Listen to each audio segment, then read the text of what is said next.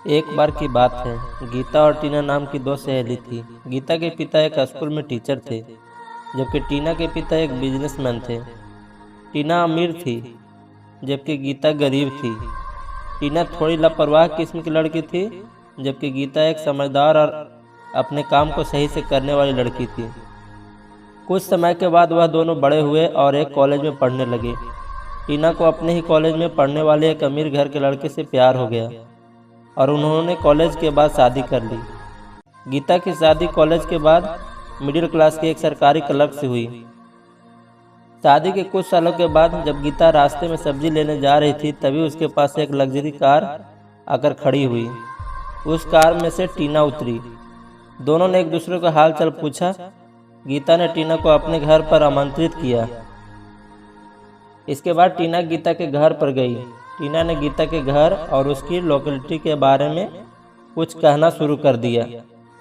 टीना ने गीता को कहा कि तुम इतने छोटे घर में कैसे रहती हो, और तुम्हारे साथ तो तुम्हारे सास ससुर भी रहते हैं, तुम कैसे मैनेज कर पाती हो। लेकिन गीता ने टीना की बात का बुरा नहीं माना और बड़ी ही समझदारी से उसका जवाब दिया। टीना ने गीता को अगले दिन अपने लड़के के बर्थडे पर आमंत्रित किया। गीता अपने पति और अपने लड़के के साथ टीना के घर पर पहुंची।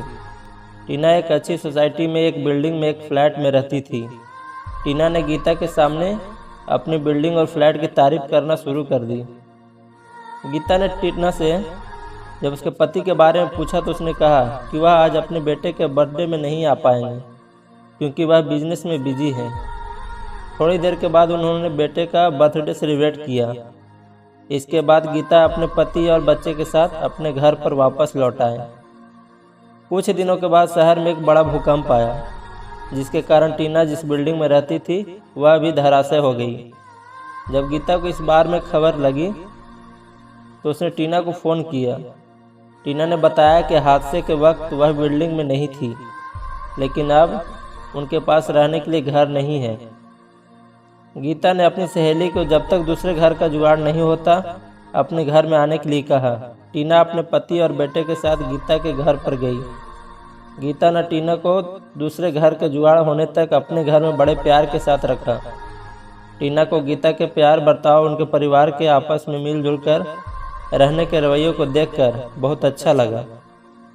टीना को अपने पहले के गीता को नीचा दिखाने की हरकत पर पछतावा हुआ। अब उसे पता चल चुका था कि सादगी भरा जीवन अपने पूरे परिवार के साथ मिलजुल कर रहने में ही सच्चा सुख है।